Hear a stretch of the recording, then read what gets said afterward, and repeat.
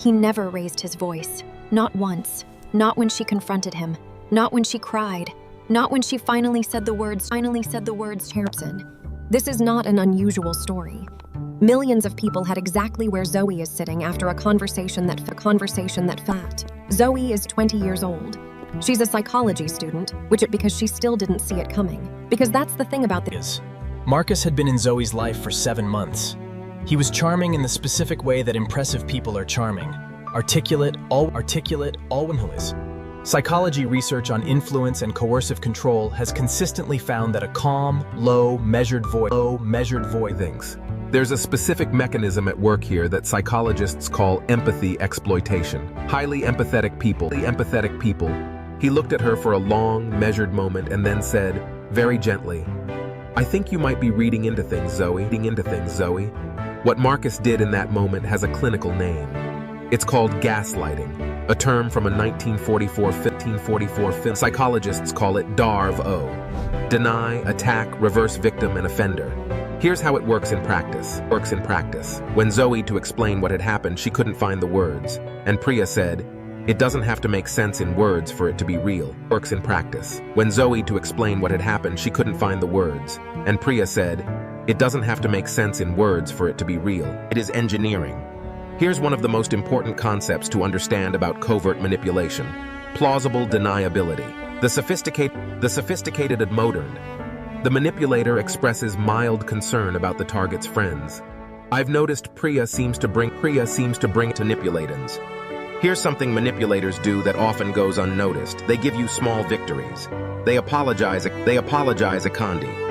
One of the most important things to understand about this kind of manipulation, and one of the things that causes the most shame in One of the most important things to understand about this kind of manipulation, and one of the things that causes the most shame in people who have experienced it. The body is not being dramatic. The body is being a scientist. And it had this figured out long before your animal mind was. It is the most honest data you have.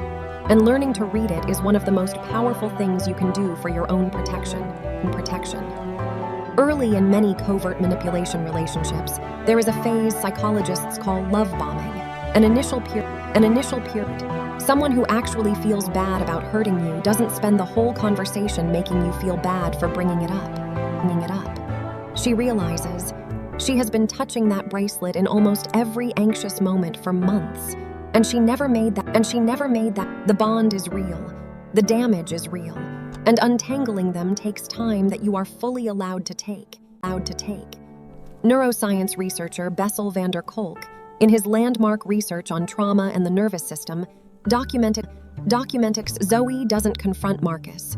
This is important, not because she's afraid, but because she understands something now that she didn't understand. Priya, who has been patient and present through all of this, says the thing that finally cuts through. She doesn't say the most dangerous thing about a quiet manipulator is not what they do to you. It's what they get you to do to yourself. It is the rebuilding of self-trust. Specifically, learning to trust your own perception of your emote data, not spider who they could be. Because the pattern is the truth, no matter how calm the voice that delivers it. Does this person make you more yourself or less yourself? Not more comfortable to yourself. What Zoe does do instead of confronting Marcus is have an honest conversation with herself. She goes through the 7 months.